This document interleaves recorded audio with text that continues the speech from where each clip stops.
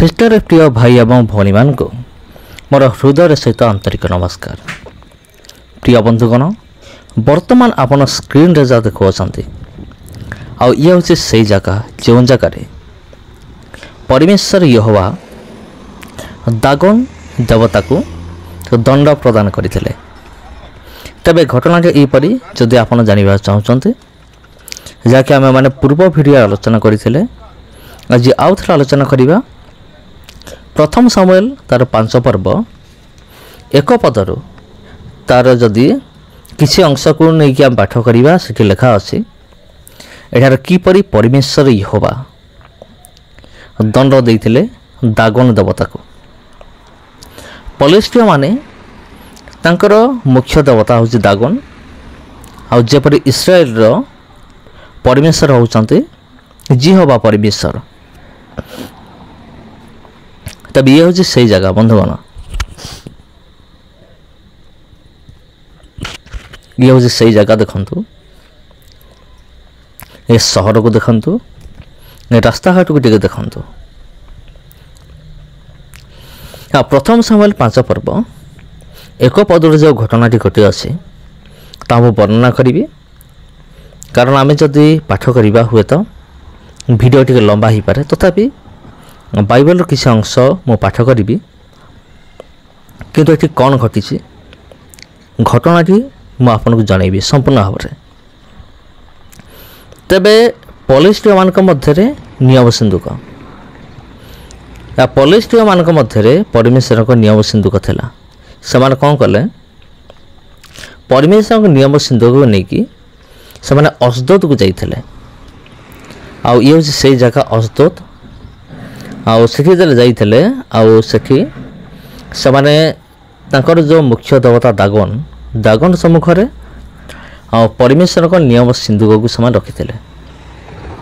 ଯେତେବେଳେ ସେମାନେ ରଖିଥିଲେ, ଆଉ ସେହି ସମୟରେ ସେମାନେ ଯେତେବେଳେ ସକାଳୁ ଉଠୁଛନ୍ତି, ସକାଳୁ ଉଠିକି ସେମାନେ ଦେଖୁଛନ୍ତି ତ ଯେ ଏଇ ଦାଗୋନ ଦେବତା ପରମେଶ୍ୱରଙ୍କ ନିୟମ ସିନ୍ଦୁକ ସମ୍ମୁଖରେ କ'ଣ ହେଇଛି, ମୁହଁ ମାଡ଼ି ହେଇକି ପଡ଼ିଛି।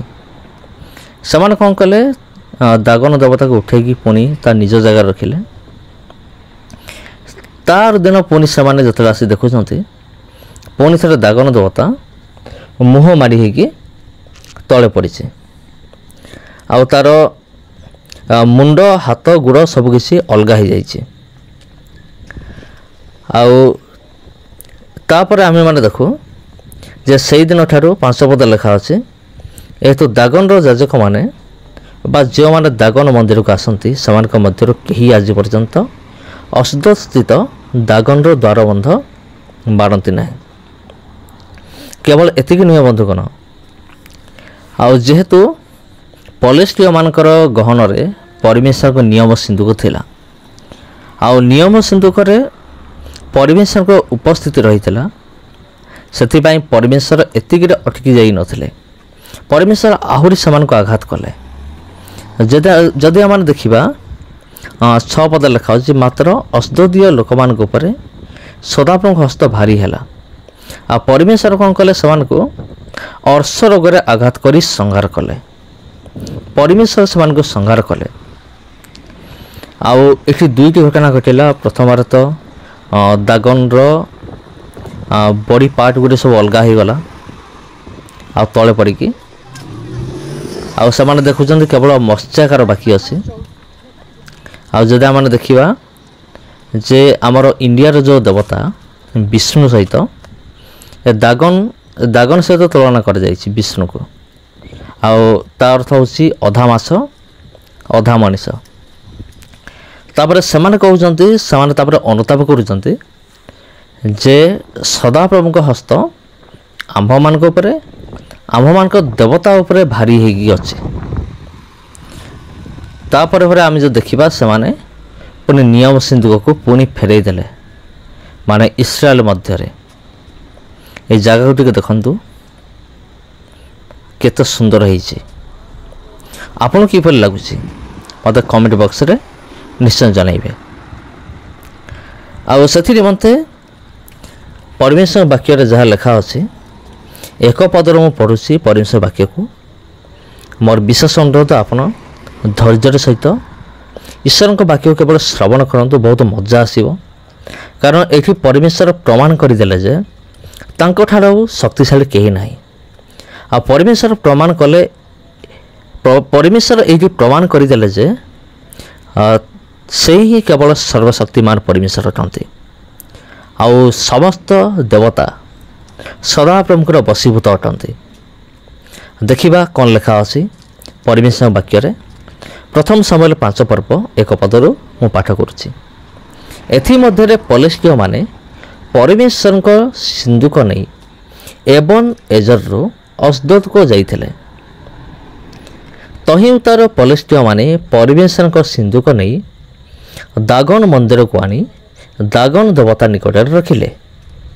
तही परदिन अस्दोदर लोक माने शीघ्र उठन्ते देख दागन सदा प्रमुख सिंधुक सम्मुखें मुह मारी भूमि रे पड़ी अछि। तेणु से दागन को पुनर्बार उठाई ता स्थान रखिले। पुणी से तही आर दिन प्रभात शीघ्र उठन्ते देख दागन सदा प्रमुख सिंधुक सम्मुखें मुह मारी भूमि रे पड़ी अछि। पुणी दागन मुंड और हाथर दुई पापुली कटा होई द्वारबंध उपर पड़ी अछि। केवल तार मत्स्यागार बाकी रही अछि। एहेतु दागन जाजक माने अबा जो माने दागन मंदिर को आसंती सेमानक मध्यर केही आज पर्यंत अस्दोद स्थित दागन द्वारबंध बारंती नहीं। मात्र अस्दोदीय लोकमानक उपरे सदाप्रभुଙ୍କ हस्त भारी हैला और से अस्दोद को और तही सीमा स्थित लोकमान को अर्श रोगरे आघात करी संहार कले। तहु अस्दोदीय लोक माने ता देखि कहिले इस्राएल परमेश्वर सिंधुक आंभ मानक निकट रहिब नाही कारण आंभ मानक उपरे और आंभ मानकर देवता दागन उपरे तांकर हस्त निष्ठुर होई अछि। हालेलुया। एठी अस्दोदर लोक माने सेमाने भी अनुभव करुछन जे आमर दागन ठारू मध्य परमेश्वर होउचंती शक्तिशाली महान अटंती। जेतेबेले सेमाने ए समस्त कार्य को निजर आखिरे सामने देखुचंती तापर पढ़िबा कोन लेखा अछि एनु सेमाने लोक पठाई पलेस्टिय मानक समस्त अधिपति की आपणा मानक निकट एकत्र करी कहिले इस्राएल रो परमेश्वर को सिंधुक विषय रे आमे माने कोन करिबा। तो सेमान उत्तर कले इस्राएल परमेश्वर सिंधुक गात को निया जाओ। तो सेमाने सेठाकू इस्राएल परमेश्वर सिंधुक नहीं गले। पुणी सेमाने ताहा नहीं गला उतारे एहीपरि हैला जे सदाप्रभुଙ୍କ हस्त नगर विरुद्ध अति महाव्याकुलता जनक हैला। पुणी से नगरस्थ सान बड़ समस्त को सान बड़ उभय को आघात कले और सेमानकर अर्श रोग बाहरिला। आज गात को नेले गात रे मध्य सही समान अवस्था हैला। 10 पद लेखा अछि तौ सेमाने इक्रण को परमेश्वर सिंधुक पठाइले। तही परमेश्वर सिंधुक इक्रण रे उपस्थित होते इक्रणीय माने क्रंदन करी कहिले आमान को और आम लोक मान को बध करिया पई सेमाने इस्राएल परमेश्वर सिंधुक आमान को निकट को आनी अछंती।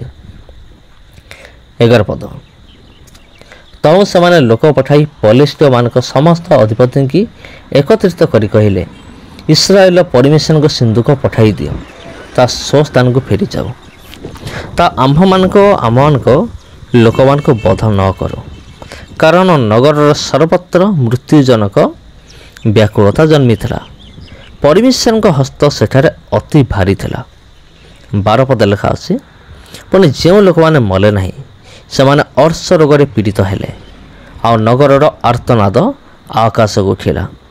तेबे प्रिय बंधुगण पलेस्टिय माने जेतेबेले परमेश्वर नियम सिंधुक को नहीं गले सेमाने जो स्थान रखिले सही स्थान लोक माने मृत्युवरण कले कौन से ना कौन से महामारी से पीड़ित हेले।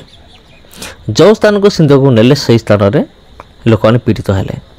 तापर से अनुभव कले जे नाई ए परमेश्वर नियम सिंधुक आमानक मध्य रहिले आमानकर ही क्षति आमानक प्रति विपद तेणु आम कौन करवा ए नियम सिंधुक जोठ आसाला पुणी से आम मैंने ये सिंधुक को नहीं जावा।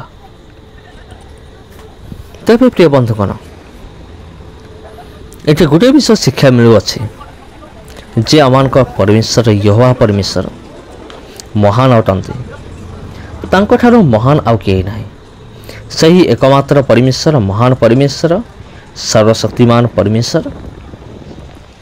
आउ ए भिडियो मध्य एई शास्त्रांश आम जो पाठ कलु ये प्रमाणित है जे परमेश्वर यहोवा परमेश्वर महान अटंती तांको ठारो महान आउ केही नाही।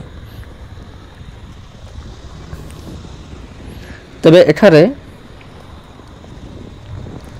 ये जो अस्दोत जहाँकि बर्तमान आपण स्क्रीन रे देखुंत ये हूँ से जगह जो स्थान को प्रथम थर पर नियम सिंधुक आसाला एठू गला गात को आसला इक्रण को इक्रण पुणी इस्राएल को से नियम सिंधुक पठे दिगला। तेबे आज मत देखु बंधुगण से जगार रही अच्छे किंतु ए जगह को केते सुंदर भाव तैयारी करा जायछि। ए जगह हूँ बहुत सुंदर। तबे देखंतु एठाकार घर द्वार रास्ता घाट आउ एठाकार जगह को देखंतु आ देखंतु केते सुंदर देखा जाउछि। वाह आपन किपर लागुछि मते निश्चित रूप से कमेंट करेंगे। तबे ये हूँ एमती घटना घटी जहाँकि पलिस्टियो माने आज पर्यंत मत से भूली पारि ना। हाँ बंधुगण ये एमती एक घटना घटी जे परमेश्वर निजर हस्त को पलिस्टियो मान एमती भारी कले एमती भारी करते जे से शेष क्रंदन कले आ अनुताप कले जे आमे कहीं परमेश्वर को नियम सिंधुक को नहीं आसिलु आ से सिंधुक को बहिकी आनले से जान नथिले जे एमिति किछि घटियो बोली से भावुले जे इस्राएल परमेश्वर को साधारण परमेश्वर अटंती आउ नियम सिंधुक आम पाखे रहिले आमनकर केही किछि करि परिबे नाही किंतु परमेश्वर जे सकल देवता अपेक्षा से महान अटंती सकल देवता ठारू से जे शक्तिशाली अटंती से ही केवल जे एकमात्र सर्वशक्तिमान परमेश्वर अटंती। यही कथा को पलिस्टियो माने पर से बुझिले आ जतबेले से देखिले जे तांकर दागन देवता खंड विखंडित हैला तापरे समान को जो विपद घटिला जो विपद घटिला से विपद तांकर निजर देवता मध्य उद्धार करि पारला नाही। तापरे से अनुभव कले जे ना परमेश्वर नियम सिंधुक जोठ आसला पुणी से चली जावा उचित। ख्रीष्टर प्रिय भाई भाई माने समस्त को आंतरिक नमस्कार। आ वीडियो किपर लगेगा कमेंट करेंगे अन्य मान शेयर करेंगे निश्चित भाव में जेपरी अन्य मान ऐतिहासिक स्थान देखा मत सुजोग प्राप्त है। आज मुझे विदाय नौची पुणी देखा आपण सहित आउ गोटे भिडियो आउ गोटे अध्याय समस्त को नमस्कार।